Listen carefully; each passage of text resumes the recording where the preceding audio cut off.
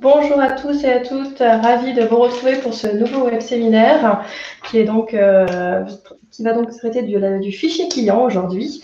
Comme d'habitude, une équipe de choc, donc Angèle-Marie d'Isère Attractivité avec nous, Pierre-Antoine, notre expert, qui va donc traiter de ce sujet passionnant, et puis donc moi-même, Valérie Bouillon d'Art Tourisme, pour ceux qui ne me connaissent pas encore. Donc vraiment bienvenue, ravie vraiment de vous retrouver. C'est parti, donc la présentation a été faite. Je vous donne quelques recommandations pour que le web séminaire se passe dans les meilleures conditions. Donc, privilégiez vraiment un accès Internet en filaire plutôt qu'en Wi-Fi. Vous aurez une connexion beaucoup plus stable. On vous conseille plutôt d'utiliser un ordinateur plutôt que l'application. Après, l'application marche quand même, mais l'ordinateur est quand même plus léger. Préférence sur Chrome ou Firefox. De fermer vos applications de façon à avoir une meilleure attention avec nous.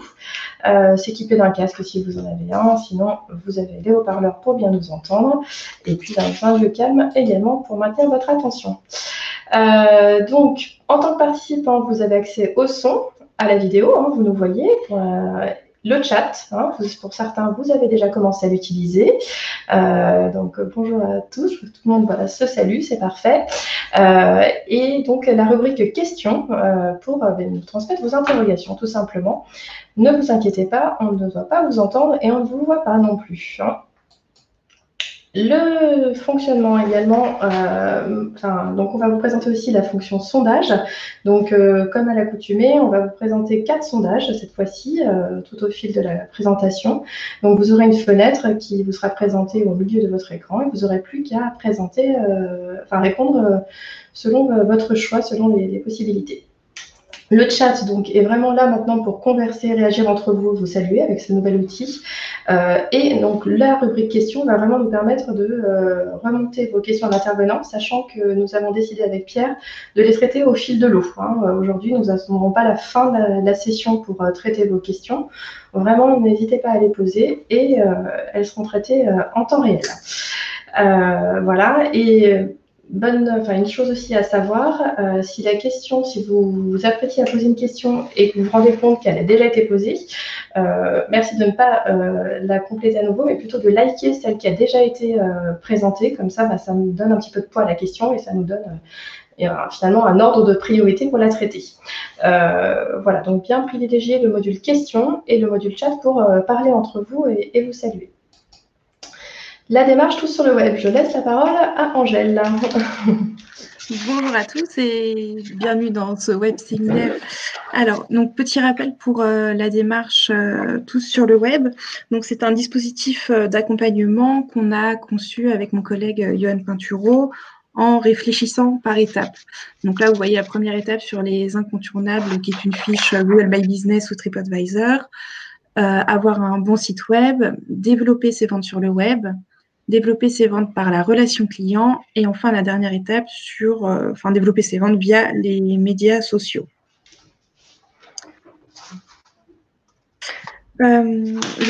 Aujourd'hui, tout sur le web, c'est une démarche collaborative puisqu'on a des offices de tourisme en Isère et un certain nombre de territoires qui sont partenaires de cette démarche. Donc, si vous avez besoin d'aide et de conseils, n'hésitez pas à vous rapprocher de votre office de tourisme de référence. Voilà. Et je laisse la parole à Valérie pour l'un.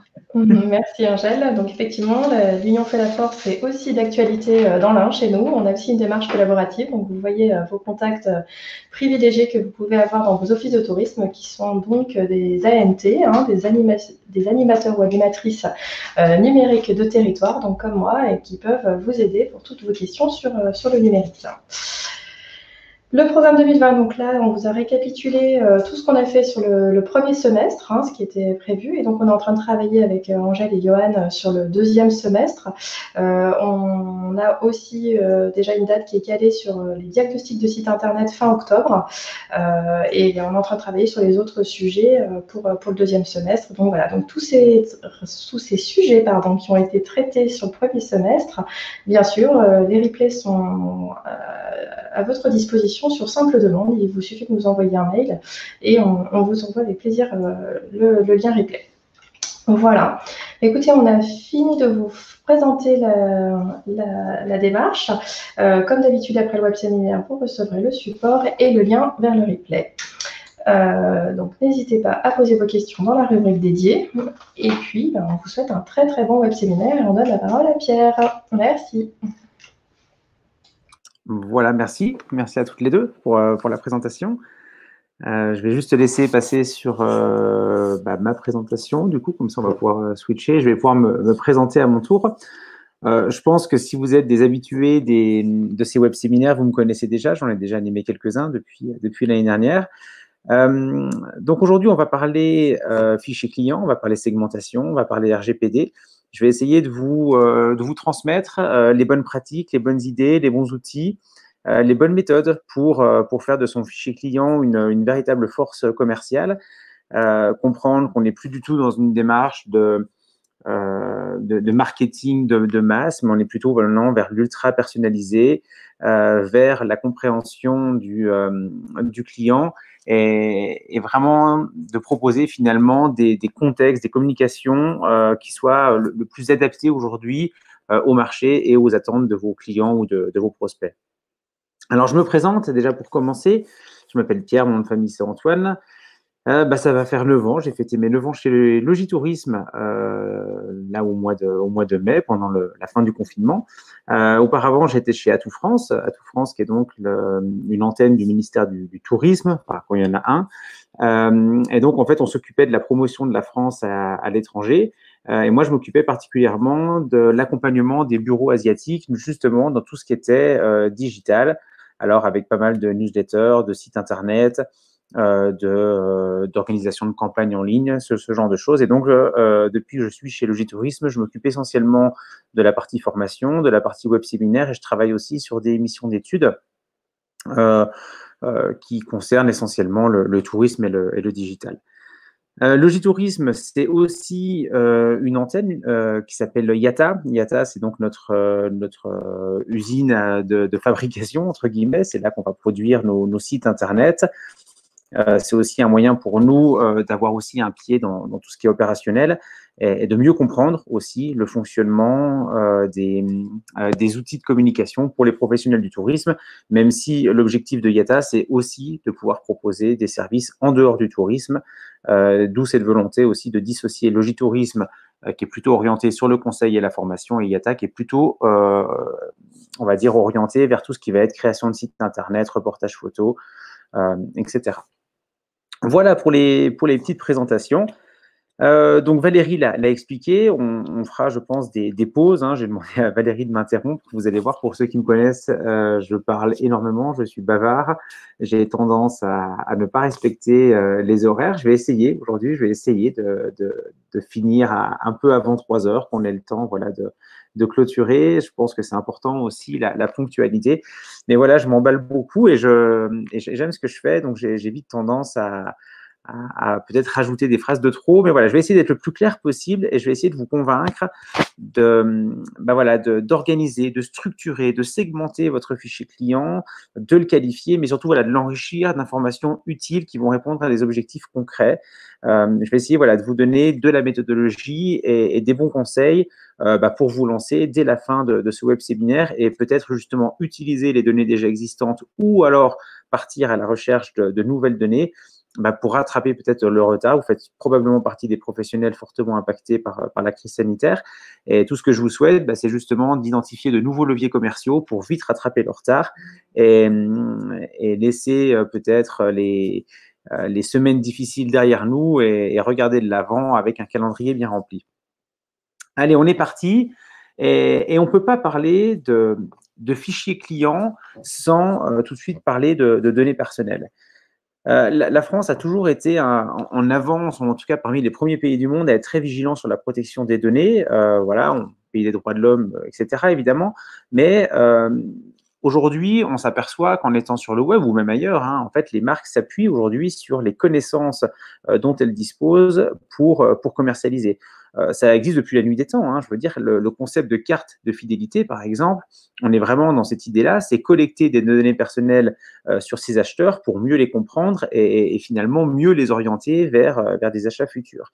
Donc, quand vous avez 5% de réduction sur certains produits avec votre carte de fidélité Leclerc, ce qu'il faut comprendre, c'est que Leclerc ne vous donne pas gracieusement comme ça 5%, c'est que derrière, en fait, il arrive derrière un nom, derrière un prénom, derrière une adresse, il arrive à identifier des comportements d'achat, ça peut être lié aux jeunes enfants, ça peut être lié à des habitudes alimentaires, ça peut être lié à plein de choses, et ces données-là, quelque part, c'est une valeur marketing très importante pour lui, puisque en fonction de nos comportements d'achat observés, en fait, il ajuste aussi ses tarifs, il ajuste son offre, il ajuste finalement son marché à des tendances et à la demande.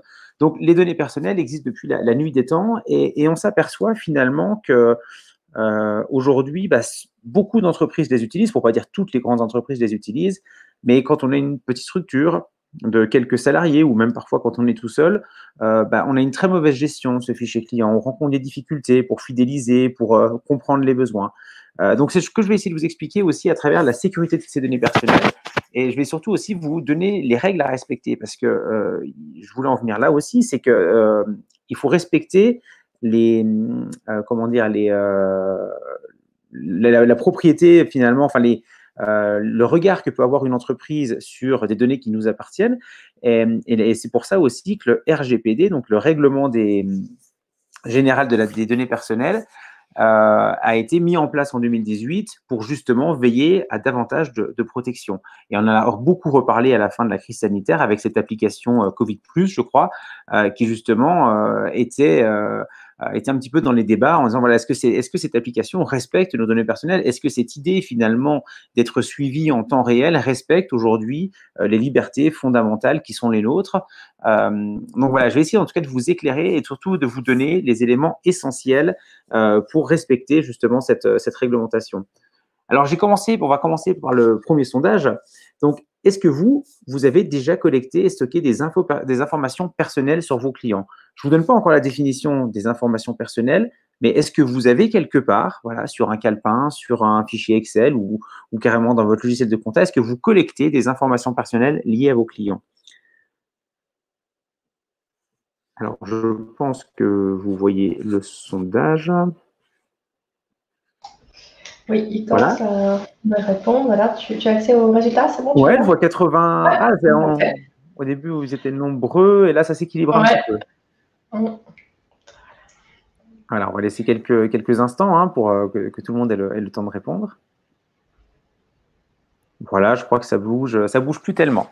Vous êtes 78%, voilà, 78, on va dire les trois quarts si ça bouge encore un petit peu. Vous êtes 75-80% même, vous voyez, ça bouge, il ne faut pas que je m'affole trop. 80%, vous avez des données clients qui sont stockées. Alors déjà, ce qui fait un peu peur, c'est qu'il y en a quand même un quart qui aujourd'hui vendent des produits, peut-être ça peut être des nuits, ça peut être des restaurants, ça peut être, je crois que voilà, les professions sont multiples, les personnes qui assistent à ce webinaire, mais on a quand même un quart aujourd'hui de personnes qui ne collectent pas de données clients autour de ventes réalisées, de comportements observés. Et ça, c'est compliqué parce que si on ne collecte pas de données clients, c'est difficile de faire de la communication, de les relancer, de leur envoyer des SMS, des newsletters, de les flécher peut-être sur les réseaux sociaux. C'est ce qu'on va voir ensemble. Mais donc, voilà, vous êtes 77% à collecter des données. Alors déjà, qu'est-ce qu'on entend par données personnelles? Je vous ai mis la définition de la CNIL, la présentation étant à télécharger. Je ne vais pas vous la lire intégralement, ça finirait par être monotone. Mais qu'est-ce qu'on retient de ces données personnelles? C'est donc une information qui se rapporte à une personne, tout simplement. Il y a des données personnelles qui permettent d'identifier un individu, son nom, son numéro de sécu, par exemple, son adresse, son email, ce genre de choses. Vous voyez, des choses qui sont très factuelles et qui permettent d'identifier un individu. Ou alors, ça peut être aussi d'autres données qui permettent d'identifier un individu. Par exemple, une personne qui visite un site web, je ne sais pas, vous visitez par exemple le site de Yata, vous voyez que sur Yata, on peut faire votre site internet, et ben moi j'ai la possibilité en fait de récupérer une partie de vos informations personnelles par votre nom, par votre prénom, mais un petit cookie que vous allez laisser en fait en venant sur notre site et qui me permettra de vous relancer, par exemple sur Facebook, en disant est-ce que actuellement tu es à la recherche d'un site internet pour ton activité? Je pense que ça vous est tous arrivé. Vous allez regarder un livre sur le site de la Fnac et pendant une semaine, vous avez ce livre qui apparaît dans différents banners ou carrément sur les réseaux sociaux. Donc, vous voyez que des données personnelles, elles ne sont pas forcément déclaratives, elles ne sont pas forcément nominatives.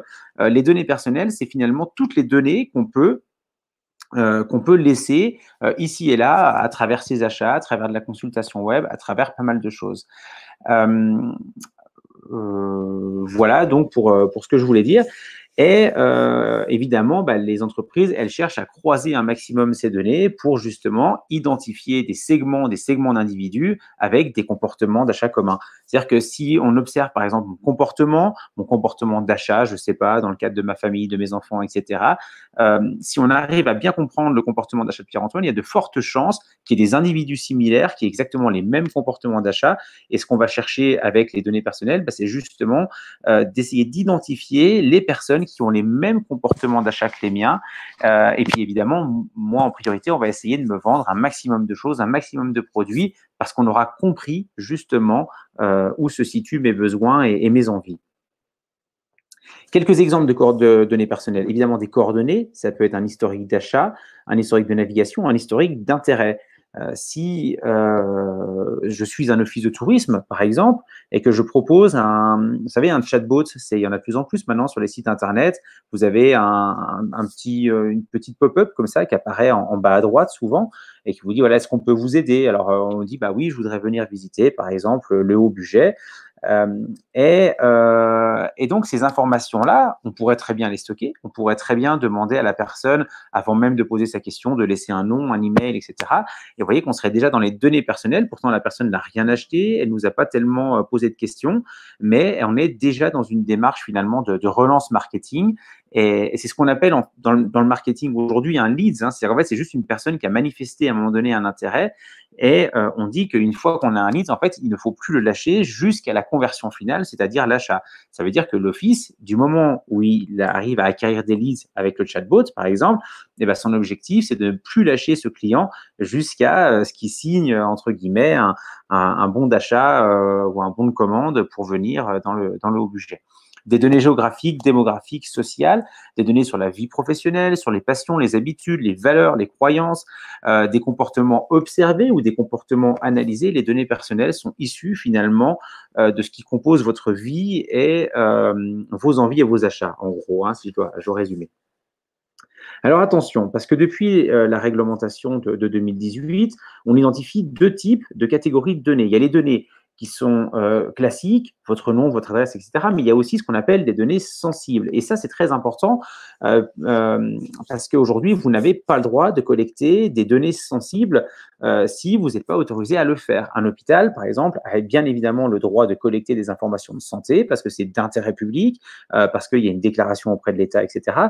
Mais vous, par exemple, vous n'avez pas le droit d'attribuer, par exemple, une case diabétique à votre client, même s'il l'est, même si vous le savez, vous n'avez pas le droit. Pareil pour les croyances. C'est-à-dire que si vous avez une personne, par exemple, de religion catholique, avec des habitudes alimentaires précises, vous n'avez pas à avoir une case, par exemple, religion de cette personne égale catholique. Ce sont des données sensibles.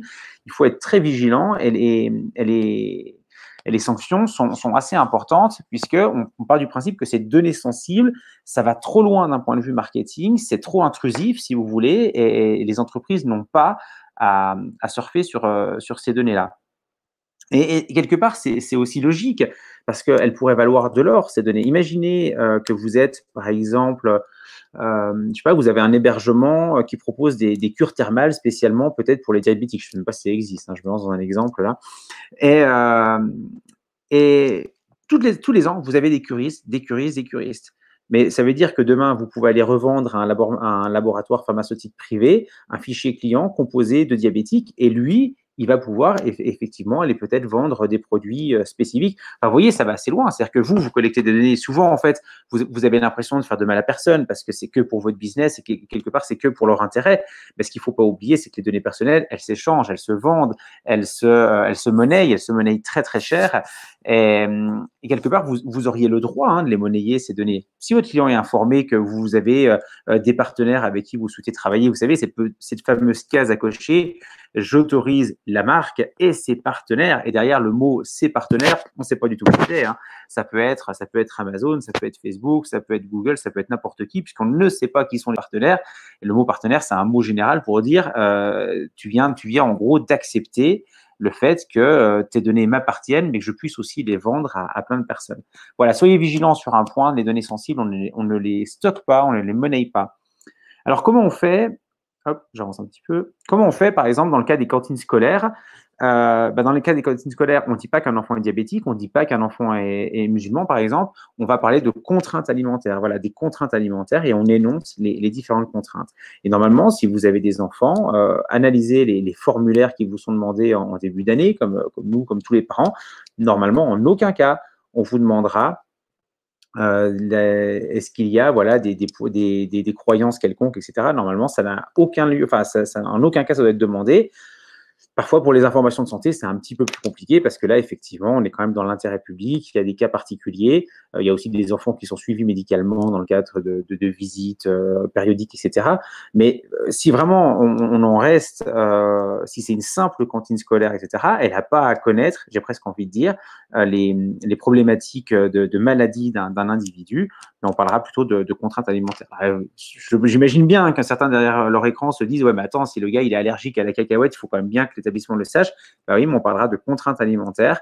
Après, c'est sûr que voilà, les allergies, c'est peut-être pas non plus une donnée très sensible. Mais c'était pour vous donner un exemple et pour bien vous faire comprendre qu'il y a des données qu'on peut collecter, il n'y a aucun souci, on n'est pas limité. Il y en a d'autres qui sont réservées à certains organismes, voire même interdites, puisque quel que soit l'organisme, normalement, on ne doit trouver aucune donnée autour de la religion.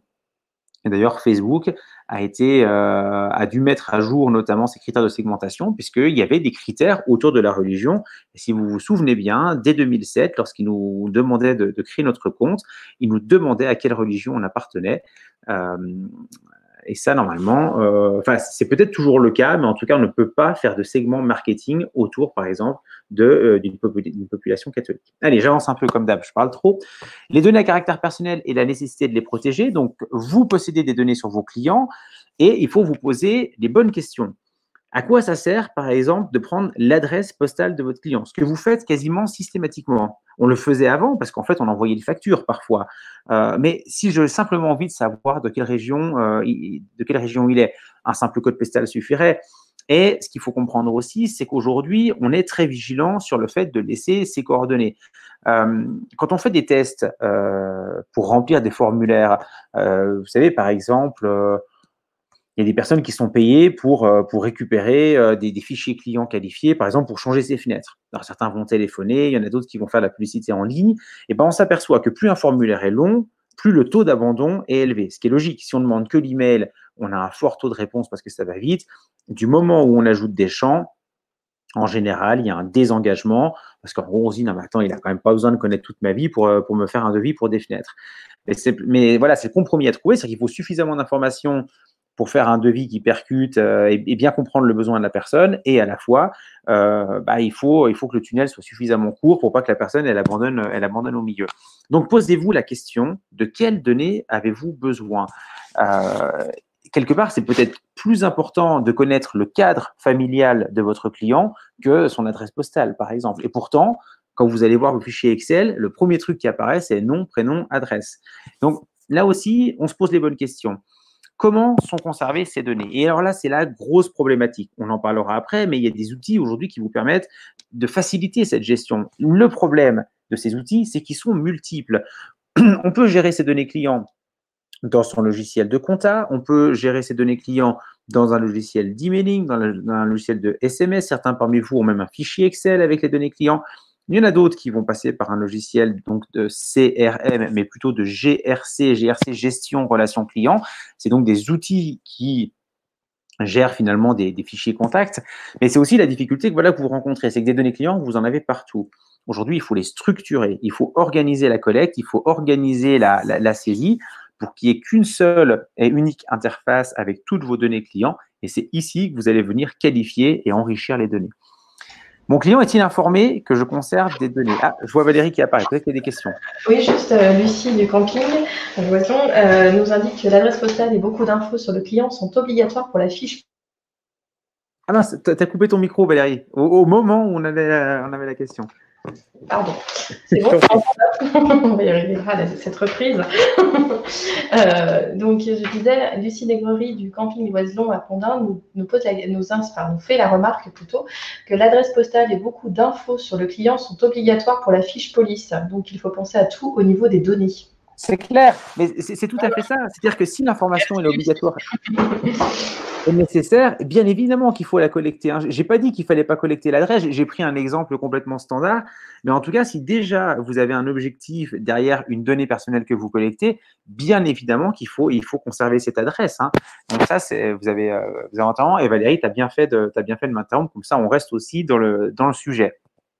Mais voilà, en tout cas, vous l'aurez compris, je structure mon fichier client, je lui attribue comme ça différentes valeurs en fonction de différentes questions, mais uniquement sur des données qui m'intéressent et qui sont utiles. Ça, c'est super important. Mon client est-il informé que je conserve ses données personnelles? Ça a été le grand débat en 2018, parce qu'on n'a pas attendu 2018 pour avoir des données clients stockées sur son ordinateur ou dans un logiciel. Simplement, tout le monde n'a pas opéré de la même manière. C'est-à-dire que certains ont relancé les personnes qui étaient présentes dans les bases de données, leur ont posé la question. Voilà, aujourd'hui, vous êtes dans nos bases de données, on vous envoie régulièrement des promotions, des informations. Le règlement ayant changé, est-ce que vous consentez toujours à être dans nos bases de données et à être destinataire de nos messages, en gros, Eh bien, c'est compliqué parce qu'on ne va pas se mentir, il y a 3 emails sur 4 qu'on n'ouvre pas, surtout c'est des messages commerciaux. Ça ne veut pas dire que la personne n'est pas intéressée, c'est peut-être que ce n'était pas le bon moment. Alors, certaines personnes ont dit, bon, mais il faut que la personne dise non, je ne veux plus recevoir, comme ça elle se désabonne, c'est manifeste. D'autres personnes ont dit, bah, si elle n'a pas répondu, c'est qu'elle est toujours intéressée. Bref, c'est un débat sans fin. Ce qu'il y a toujours, c'est qu'il y a une tolérance. Si les personnes, elles étaient avant dans votre fichier client, il n'y a aucune raison pour que vous supprimiez votre fichier client et que vous recommenciez tout à zéro. En revanche, ce qu'il faut bien comprendre tout de suite, c'est que vous stockez des données pour votre business à vous et pas pour la CNIL ou pour la police ou pour qui que ce soit. C'est-à-dire que les personnes qui sont dans votre fichier client, il y a une règle qui est simple et qui est indiscutable, c'est qu'elles doivent être intéressées par vos messages. Si ça fait 2 ans qu'elles n'ont pas ouvert vos emails ou vos SMS, qu'elles n'ont montré aucun signe de vie ou aucun signe d'intérêt lorsque vous avez envoyé des messages, ça ne sert à rien d'insister. Ça ne sert absolument à rien d'insister parce que vous payez pour rien, vous finissez par l'ennuyer parce qu'elle voit qu'à chaque fois vous essayez de la contacter, mais ça ne l'intéresse pas. Donc, en fait, la règle, on peut dire que c'est pour la CNIL, effectivement. Est-ce que mes clients sont informés que je leur envoie des données? Mais il faut aussi faire du tri et travailler peut-être sur des plus petits volumes plutôt que de vouloir absolument faire du volume de masse. Si vous aviez des clients dans les années 2000 au camping qui viennent me poser une question, ça fait 20 ans qu'ils ne sont pas venus, ils n'ont jamais ouvert un mail, etc., il faut les supprimer de la base de données, ces gens-là, ça ne sert à rien. Il faut travailler sur de l'ultra qualifié et surtout voilà, des contacts de grande qualité. Pourquoi? En insistant lourdement auprès de personnes qui ne sont pas intéressées par vos produits, vous essayez de vous tirer une balle dans le pied, parce que les personnes, elles vont vous déclarer comme spam, elles vont vous déclarer comme indésirable, parce que les messageries vont voir que les taux d'ouverture sont catastrophiques. J'envoie 100 mails, il n'y en a même pas 2 qui les ouvrent. Google, Orange, SFR et tout, ils ont des algorithmes et ces algorithmes se posent les questions suivantes. Est-ce que le message était réellement intéressant ou s'agit-il de quelqu'un qui fait du spam Du spam, vous savez, il n'y a pas besoin de vendre des Rolex pour faire du spam. Du spam, c'est de l'envoi en masse. Je vais couper mon téléphone, excusez-moi, je ne sais pas si vous m'entendez. C'est de l'envoi en masse vers des personnes qui ne sont pas réellement intéressées par ce qu'on envoie. Et il n'y a pas besoin de venir de Chine pour faire du spam. Donc, il faut vraiment vous poser ces questions et posez-vous la question de la sensibilité des données. Est-ce que les données que je collecte sont bien légales? Alors, par rapport à ce qu'on vient de dire, justement, on va lancer un second sondage et je viendrai vous donner les caractéristiques de cette conformité. Mais est-ce que vous pensez être en conformité aujourd'hui avec la nouvelle réglementation de 2018, le règlement général de la protection des données. Alors, hop, je réponds également. Alors, c'est bien, c'est que déjà, vous avez tous entendu parler de la RGPD. Je me posais la question, je me disais, attends, est-ce que je ne vais pas arriver avec… Ouais, je m'attendais un peu à ça. Vous voyez, une forme d'équilibre entre… Alors, on est quand même une majorité de oui, mais on voit bien aujourd'hui que… ah, il y a quelqu'un qui n'a pas entendu parler du RGPD. On va attendre 2 secondes. On est à peu près à… Ouais, quand même une majorité. OK. Donc, 58% oui, 38% non, et a priori une personne qui n'a jamais entendu parler du RGPD. Donc, le RGPD, c'est donc un règlement européen hein, qui est né en 2018 et qui vise à protéger les données personnelles, vos données personnelles, avec une certaine réussite. Hein, je vais commenter ça pendant que le sondage se termine. Mais vous le côtoyez tous les jours, le RGPD. Vous avez probablement vu aujourd'hui, quand vous arrivez sur un site Internet, cette pop-up conditions d'utilisation avec, vous savez, le bouton accepter. Et tant qu'on n'a pas accepté, on n'arrive pas à consulter, on a une grosse pop-up. Mais on fait quoi finalement? On clique tous bêtement sur accepter sans jamais regarder ce qu'il y a dans les conditions. Peut-être qu'il vous géolocalise, peut-être même qu'il va collecter un maximum d'informations sur votre navigation, etc. Et moi, j'ai le sentiment qu'aujourd'hui, ce bouton qui vise à nous protéger en disant « Attention, ce site collecte peut-être des données », en fait, aujourd'hui, on consulte des centaines de sites par jour. On n'a pas le temps d'aller éplucher les conditions de confidentialité sur chacun des sites. Et ça, c'est un avis qui est très personnel. Mais pour moi, à ce niveau-là, le RGPD, c'est un échec. Parce qu'en fait, on clique tous comme des benets sur accepter sans jamais lire les conditions. Et quelque part, les données nous échappent encore plus qu'avant. Je ne sais pas si vous voyez ce que je veux dire. Oui, Valérie, tu voulais peut-être réagir? Non, on a une réaction aussi de Francis Durand qui nous dit le problème est qu'il est quasiment impossible d'être conforme au RGPD d'expérience, sauf à ne plus faire que ça. Et on a 2 personnes qui soutiennent la question. Oui, non, mais c'est une question qui est hyper pertinente. Et puis moi, j'ai pas la prétention d'être hyper conforme au RGPD. Je crois qu'en fait, le RGPD, il faut le prendre comme un dispositif de bon sens, après tous les excès qu'il y a pu avoir, et puis aussi le traiter finalement avec une vue plus personnelle, et de se dire qu'aujourd'hui, on en a marre d'être sollicité dès qu'on ouvre son ordinateur, dès qu'on ouvre sa télé, dès qu'on ouvre la radio, avec des messages qui sont de plus en plus personnalisés, et parfois cette question… Mais comment il sait qu'à un moment donné, j'ai fait une recherche sur tel restaurant où on a vraiment le sentiment que le moindre fait et geste est aujourd'hui fliqué et nous échappe. Alors, il y en aura sûrement d'autres, des réformes de réglementation, parce que ce que je viens de dire, je crois que personne ne peut dire le contraire, hein, qu'on ne se sent pas mieux protégé en 2020 qu'on l'était en 2016. Donc, à ce niveau-là, le RGPD, ça reste malgré tout un échec. Alors, soi-disant que c'était aussi pour aller chercher les grosses entreprises qui n'étaient pas vigilantes et qui commercialisaient les données. On verra ce que dira le futur. Maintenant, moi, je rejoins, c'est impossible d'être conforme. Mais attendez, comment voulez-vous être parfaitement conforme? Il faudrait avoir une personne dédiée, qui est la seule dans l'entreprise, qui à la fois permette de gérer les données personnelles, par exemple sur le nombre d'enfants pour un salarié, mais il y a aussi les clients, parce qu'il y a aussi les clients qui viennent parfois. Enfin, c'est juste pas possible, en fait. Il faudrait tenir des registres, il faudrait tenir des objectifs. Donc, ne vous prenez pas trop la tête avec ça. Je ne dis pas qu'il ne faut pas être conforme au RGPD, mais la base du RGPD, c'est pas tout à fait ça. C'est pas l'histoire du DPO, des registres, etc. Ça s'adresse plutôt aux grosses entreprises. Vous, déjà, votre réglementation interne, c'est de se dire, est-ce que les informations que j'ai collectées, elles me servent à quelque chose? Est-ce que je les réutilise pour mieux commercialiser? Et est-ce que la personne a bien compris que j'avais collecté des informations sur elle? Vous voyez, qu'elle ne soit pas trop surprise au moment où j'adresse ma communication. Je continue, Valérie, tu m'interromps à tout moment. Hein. Donc, l'objectif du RGPD, il impose que vous disposiez du consentement de chacun de vos contacts. Ça, c'est super important. Si une personne reçoit votre information alors qu'elle n'a jamais entendu parler de vous, forcément, elle va faire comme vous pouvez faire d'ailleurs parfois, mais voilà, c'est déclaré comme indésirable, se désabonner, enfin ça devient, ça sert à rien. Donc on écrit, on s'adresse, on communique, on prospecte qu'auprès de personnes qui ont officiellement donné leur consentement. Justement, Martine Coletta de Prévacances 1 nous sollicite en nous demandant, en effaçant régulièrement ses cookies et en supprimant ses données de navigation, évitons d'être tracés. Mais non, c'est quasiment impossible parce que les données, elles sont ultra collectées. D'ailleurs, Google apparemment va être, vous savez, on peut naviguer en privé. Je ne sais pas si vous l'avez déjà fait. Et apparemment, Google est en train d'avoir un gros procès parce qu'en fait, il y a des cookies de navigation malgré tout qui sont collectés. Et même quand on est en navigation privée, il y a quand même des informations qui transitent. Et pourquoi non en effaçant ces cookies? Tout simplement parce qu'en fait, il y a des historiques. Et puis, il n'y a pas que les cookies. Il y a, comme je disais tout à l'heure, c'est-à-dire qu'en fait, les données personnelles ne sont pas forcément liées à un individu. C'est-à-dire qu'il y a certainement des sites marchands qui connaissent l'IP de votre ordinateur, qui connaissent vos lieux de connexion, les habitudes de connexion. Et puis, vous savez, on est connecté à un compte Google en permanence. Donc, ça veut dire qu'il y a tout l'historique de Google qui, malgré tout, est stocké quelque part. Et puis, il y a des personnes qui vont souhaiter faire de la publicité avec Google. Donc, quelque part, Google va revendre ces données à votre annonceur. Voilà.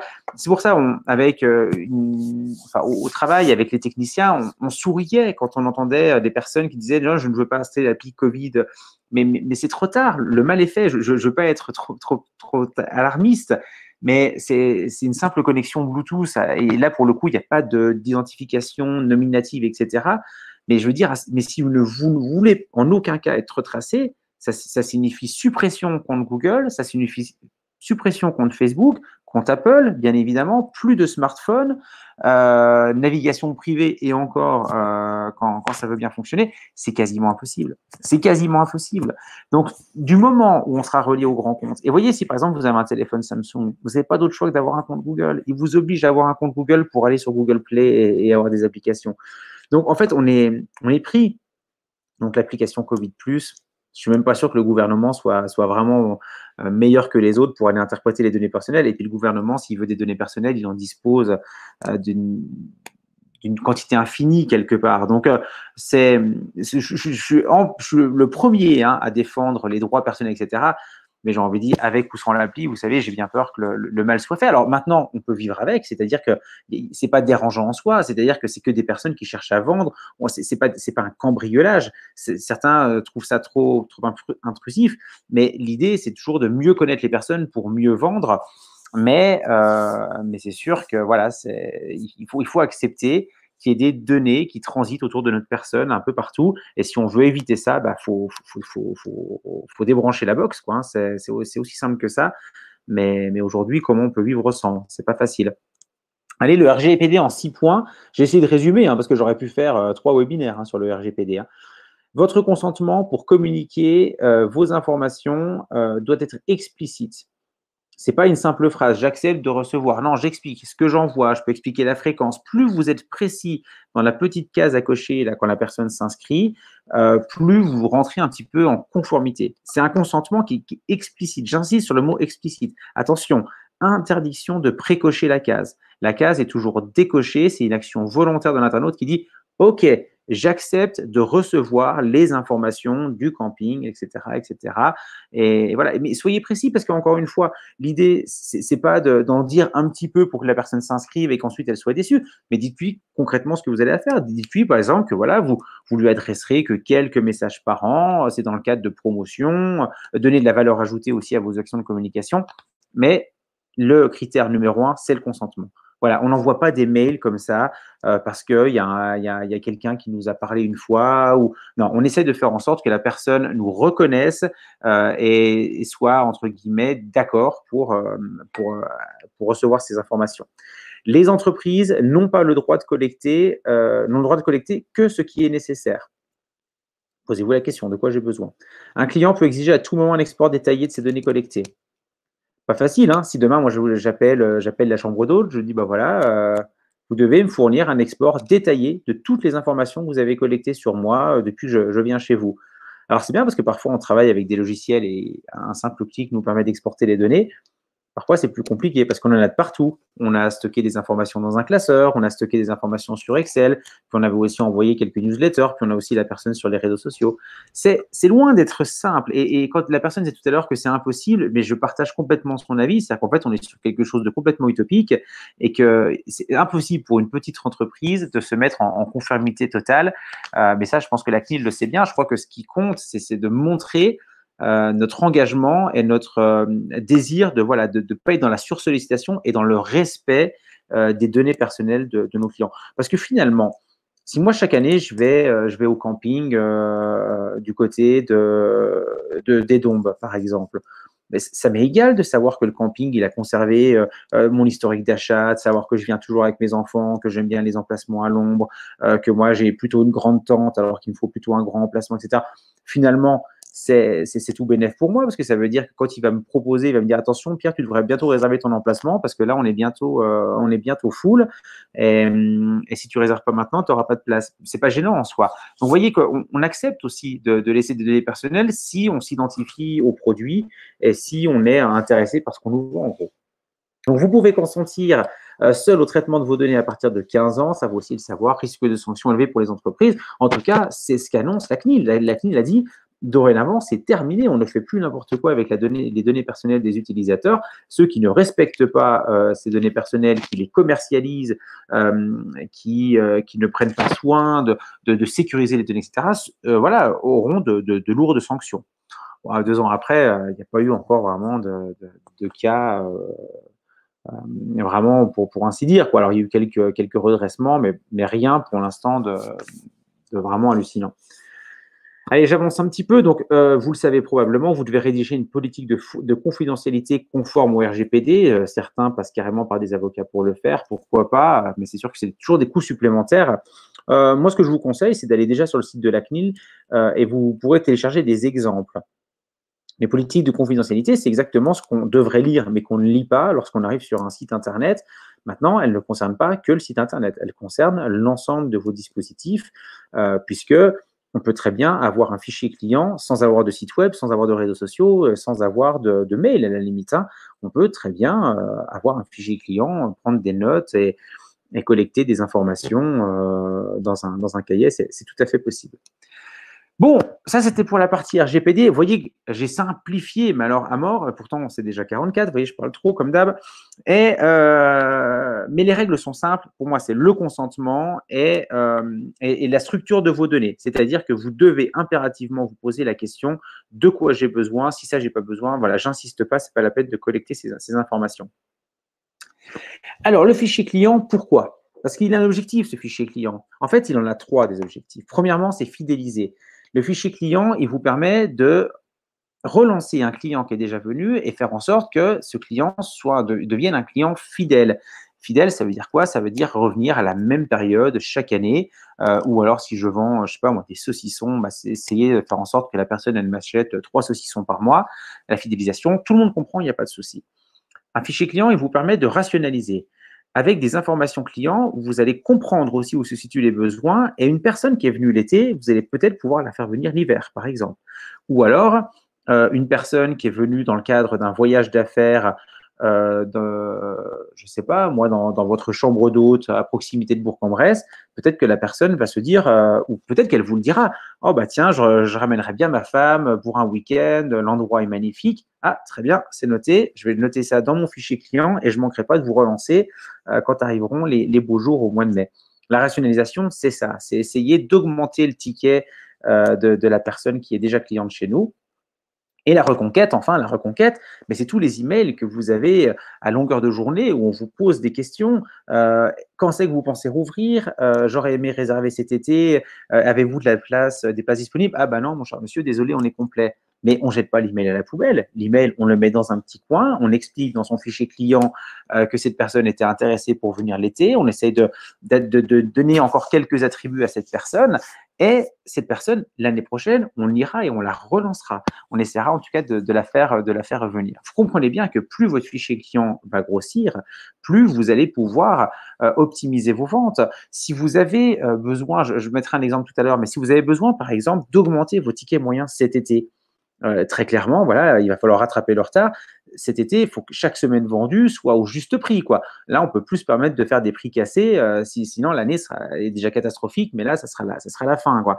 Et ben, avec un fichier client, vous allez pouvoir justement peut-être essayer d'aller toucher des personnes qui ont cette capacité financière ou en tout cas une envie telle qu'elles sont peut-être prêtes à mettre un petit peu plus pour être sûres de venir chez vous. Ce que je veux dire, c'est que il ne s'agit pas de louer trop facilement, très facilement la première semaine du mois d'août, alors qu'avec un peu plus d'énergie et un peu plus d'abnégation, on aurait peut-être pu la louer 2 fois plus cher, à condition effectivement de jouer de publicité et de relance. Je ne sais pas si vous voyez ce que je veux dire. Ce qu'il y a de sûr, c'est que votre fichier client, il s'oriente autour de ces 3 axes, la fidélisation, la reconquête et la rationalisation. Ça, c'est la base de votre fichier client. Donc, la fidélisation, évidemment, ça coûte moins cher que l'acquisition. Fidéliser, ça permet aussi une meilleure résistance au prix. Il y a une acceptation qui est de toute façon plus facile avec un client fidèle qu'avec un nouveau client, avec une véritable tendance à la négociation. C'est pas moi qui vais vous l'apprendre. Le client fidèle, c'est un ambassadeur, c'est quelqu'un qui laisse des avis, c'est quelqu'un qui en parle aussi dans son entourage. Donc, en général, si on est fidèle, c'est que forcément, on aime bien le lieu. C'est un client qui peut aussi laisser des avis. Et c'est un client qui sera aussi peut-être moins fidèle à la concurrence. Finalement, si on se sent bien quelque part, si les saucissons, je donne l'exemple, ils sont bons, ils sont au juste prix, il n'y a pas de raison que finalement j'aille voir ailleurs. Par contre, effectivement, fidéliser, ça ne se fait pas en claquant des doigts. C'est-à-dire qu'on ne peut pas attendre, là, derrière son ordi, ah bah tiens, cool, lui, il revient cette année. Non, non, la fidélisation, c'est quelque chose qui doit être déclenché à travers des actions de communication, des relances, des messages, l'entretien de la relation client peut-être sur les réseaux sociaux, etc. Mais il faut exister. En fait, il ne faut surtout pas sortir de son champ de vue pour lui dire attention, hein, je suis là, oublie pas que j'ai des choses à vendre. Mais on sait très bien que si la marque disparaît finalement du radar du client, on finit par moins acheter. Enfin, je veux dire, à ce moment-là, pourquoi Nutella fait de la publicité? Désolé de parler de Nutella, je ne suis absolument pas un ambassadeur de Nutella, mais ils ont quelque part pas besoin de publicité pour vendre des pots et des tonnes de pâte à tartiner. Bah oui, mais n'empêche que la relance marketing et des messages incessants en disant achète du Nutella, achète du Nutella, achète du Nutella, finit par payer. La preuve, c'est qu'ils vendent aussi du Nutella. Ce qu'il faut comprendre, c'est qu'il faut avoir une communication constante. On peut vous adorer, on peut vous trouver génial, on peut adorer ce que vous faites. Si on n'entend plus parler de vous, automatiquement, on s'orientera à un moment donné ailleurs. Et c'est pas pour vous faire du mal ou pour vous éviter, c'est parce qu'en fait, on vous oublie. C'est même pas qu'on vous oublie, c'est qu'en fait, on n'y pense pas, tout simplement. Et puis qu'en fait, on sera peut-être plus influencé par un autre message marketing ou un achat de confort, un achat de facilité. Alors ensuite, la rationalisation, c'est faire revenir le client, mais dans un autre contexte, faciliter la découverte de produits annexes. Bah, tiens, je vends des saucissons, mais est-ce que tu connais aussi mes terrines? Est-ce que tu connais peut-être aussi, je ne sais rien, moi, ma viande, mes terrines de poisson, enfin peu importe. Mais c'est cette idée-là. Et là, encore une fois, on est dans la qualification client. Si la personne, elle est intéressée par les saucissons, etc., on peut essayer de rationaliser, mais il ne faut pas être lourd non plus. Si à un moment donné, on voit que la personne, elle est plutôt monoproduit et il n'y a que ça qui l'intéresse, ce n'est pas la peine de la sursolliciter 6 fois par semaine pour essayer de lui vendre autre chose. Non, on ne la sollicitera que si elle a manifesté un intérêt peut-être pour des autres produits. Et puis, relancer son activité sur des produits en fin de cycle de vie, c'est pas que les personnes ne veulent pas être fidèles, mais c'est vrai qu'on aime aussi la nouveauté, on aime le changement, on aime la diversité. Et parfois, bah voilà, quand ça fait 3-4 ans que vous êtes allé dans le même gîte, ouais, c'est super, on se retrouve avec les copains. Et voilà, comme n'importe quel produit, bah, il arrive en fin de vie, ça s'essouffle un peu. Bah, le fichier client, c'est aussi l'occasion de dire, bah voilà, on a engagé des travaux, il y a un nouvel angle, on a acheté des vélos, je sais pas, j'en sais rien, j'ai n'importe quoi, mais c'est aussi un moyen, voilà, de redonner un petit peu de souffle à son produit et d'aller chercher. C'est une forme de reconquête aussi, hein. De toute façon, les trois sont très liés, hein, reconquête, rationalisation et fidélisation. L'idée, c'est des personnes qui nous connaissent et on essaie de les faire venir. Mais voilà, donc la relance, elle est aussi intéressante. Du moment qu'on connaît un peu ses clients pour peut-être se dire ah oui, j'ai compris finalement qu'il y avait une forte demande autour de cette caractéristique. Je vais communiquer auprès de mon segment pour le convaincre et le faire venir. Et la reconquête, bah, c'est la relance des ventes perdues. Et puis, c'est mieux comprendre aussi les abandons. voilà, pourquoi une personne qui a fait une demande de renseignement pour un week-end, elle nous recontacte jamais? Il faut se poser aussi la question. Maintenant, moi, je ne sais pas, c'est à titre personnel, par exemple, c'est vrai que quand on vous dit non une fois, deux fois, à chaque fois, on a l'impression que c'est complet tout le temps, puis du coup, on n'insiste pas. Donc, si vous avez des dispos, si vous avez des créneaux, c'est plutôt à vous de revenir vers eux et de les relancer. Allez, j'avance un petit peu. On va s'intéresser maintenant aux clients. Donc, on vient de voir un petit peu la stratégie web marketing autour du fichier client, la reconquête, la fidélisation et la rationalisation. Et là, on va chercher à comprendre où se situent les besoins pour justement adapter son fichier client, l'enrichir et créer des segments marketing. Avant, on cherchait à vendre ce que l'on savait produire, segmentation de marché. Aujourd'hui, on cherche à créer ce que le client attend. J'aime bien cette phrase parce qu'en fait, elle résume assez bien ce qu'était l'e-marketing ou le marketing de masse il y a encore quelques années. Et aujourd'hui, un marketing qui s'oriente de plus en plus vers un ultra personnalisé, vers de l'ultra ciblé. Les grandes marques, il y a encore, je sais pas, les TF1, les Amazon, les Cdiscount et compagnie, faisaient que de l'envoi généraliste il y a encore quelques années. Bah, si vous observez aujourd'hui leur stratégie d'emailing, leur stratégie de SMS, etc., on n'est que sur de l'ultra qualifié.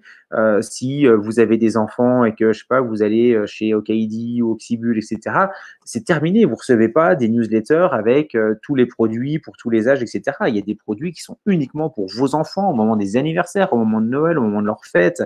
Mais tout est vraiment ultra ciblé. Et c'est important parce que si on est sur un marketing de masse, en fait, on envoie trop d'informations et en fait, on perd les trois quarts de nos clients. Donc, il faut mieux comprendre là où est le besoin du client et ensuite, on essaye d'isoler un nombre d'individus dans son fichier client et on lui dit, regarde, j'ai peut-être ce qu'il te faut pour tes prochaines vacances. Donc, le marketing de masse n'a plus beaucoup de raison d'être aujourd'hui. Aujourd'hui, voilà, on est vraiment vers de l'ultra personnalisé. Ça signifie aussi qu'il faut faire un véritable diagnostic de votre produit. Où sont vos forces concurrentielles? Qu'est-ce qui vous différencie aujourd'hui des concurrents? Et c'est aussi pour ça que les produits standards rencontrent parfois plus de difficultés d'un point de vue commercial.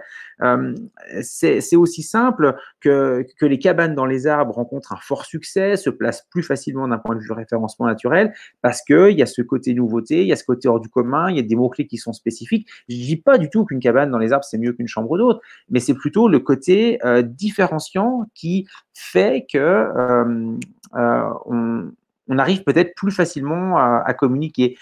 Quelqu'un qui veut dormir dans une cabane, on identifiera bien plus facilement des comportements d'achat tels que le dépaysement, faire marrer ses enfants, retrouver peut-être le côté des valeurs de l'enfance liées à la cabane, liées à la liberté, etc. Vous voyez, assez rapidement, on essaie de mettre comme ça des critères. Les chambres d'hôtes, c'est plus compliqué parce que c'est peut-être plus généraliste. Je n'ai pas dit que c'était moins bien, hein, pas du tout. Mais c'est plus compliqué pour vous de faire une véritable une segmentation marketing. Ça signifie qu'aujourd'hui, il va falloir aussi que dans le cadre de votre stratégie marketing, vous fassiez voilà, ce diagnostic et de se dire quels sont mes critères différenciants, qu'est-ce qui fait la différence? C'est peut-être mon petit déjeuner bio, c'est peut-être mon terrain, c'est peut-être la proximité du lac où on peut pêcher. Ah bah tiens, la pêche, pourquoi pas? Je vais en faire un critère, je vais essayer de trouver des pêcheurs. Et au mois de mai, je vais essayer de relancer tous mes clients qui sont pêcheurs pour leur dire, et si vous vouliez faire un petit week-end pour l'ouverture de la pêche. Vous voyez, on est vraiment dans cette démarche-là, mais on n'envoie pas à la totalité de ses clients pour dire « Et si vous veniez dormir chez moi ?» Non, parce que ce n'est pas personnalisé, parce que ce n'est pas forcément le bon timing, parce que si ça se trouve, on envoie un message alors que la personne, elle est peut-être fauchée, elle n'a peut-être pas du tout le temps de se projeter sur ses vacances. Donc, votre objectif, vous, c'est d'arrêter d'envoyer à tout le monde pour s'orienter vers une communication beaucoup plus ciblée. Quelle offre? Généralement, les programmes de fidélisation, hein, si on parle de la fidélisation, ça tourne autour des 3 R, récompense, il faut qu'il y ait un attrait forcément, reconnaissance, c'est ce que je viens de dire, je pense que je ne vais pas me répéter, et puis romance. De la même manière que vos sites internet, il faut nous donner envie, il faut nous raconter un petit peu ce qu'on va pouvoir faire, voilà, se voir comme ça, si on envoie un message à des personnes en disant, voilà, et si vous organisez un week-end entre amis comme l'année dernière, vous voyez, c'est le cadre, je sais pas, Retribu, regroupement familial, regroupement de copains, certains sont à Lyon, d'autres sont à Genève ou ce genre de choses, eh ben, on se dit, voilà, et on essaye de raconter un peu une photo comme ça qui permet de faire une forme de storytelling et de donner envie, mais on part du principe que ces 3 R sont indispensables aussi pour, à un moment donné, accrocher une vente. Voilà, récompense. Il faut qu'il y ait un intérêt marketing. Ce n'est pas forcément un prix cassé, mais c'est de la valeur ajoutée dans le produit.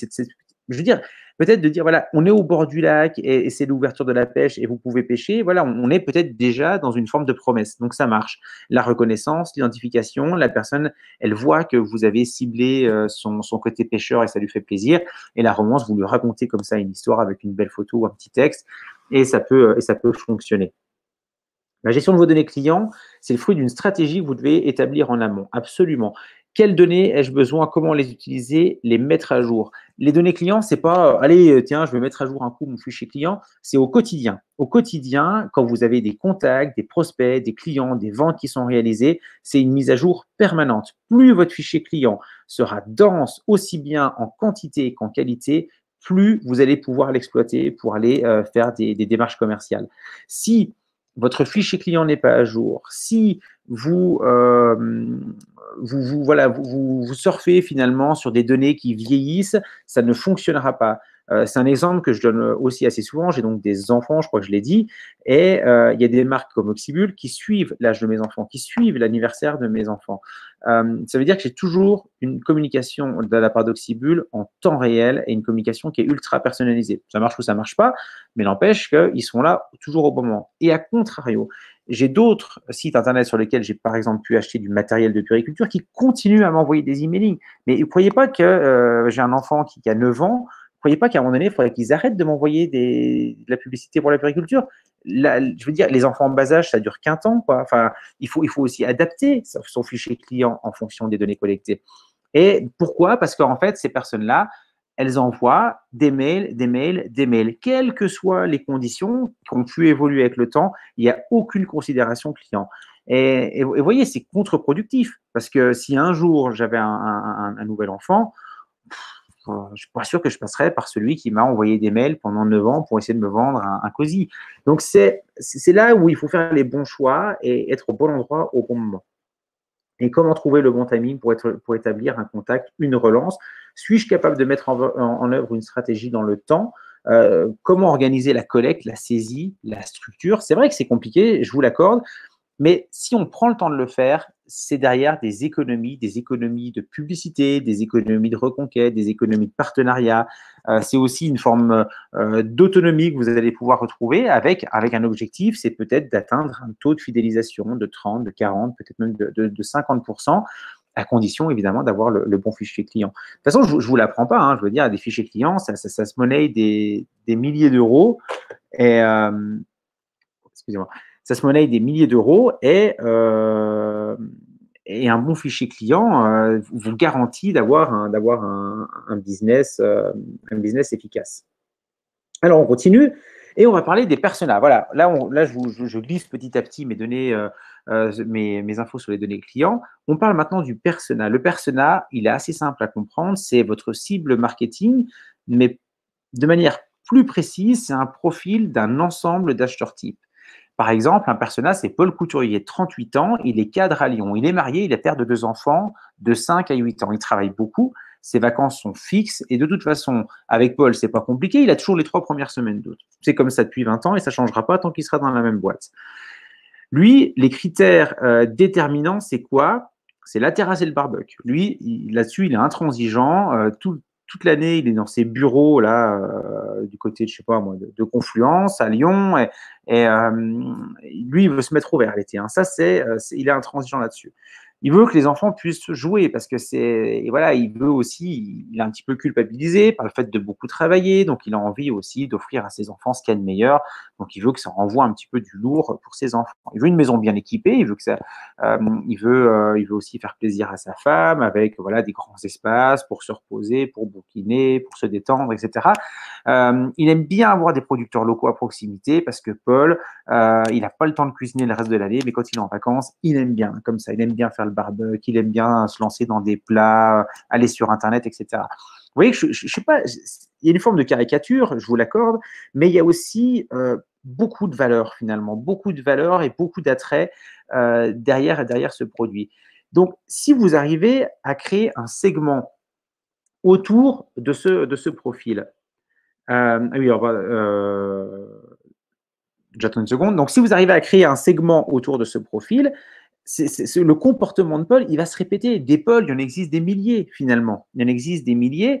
Et peut-être que Paul, vous allez le solliciter qu'une ou deux fois par an.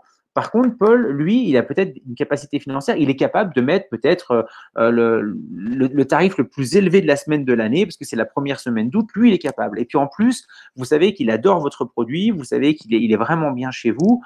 Donc en fait, il faut trouver plein de Paul pour constituer un segment.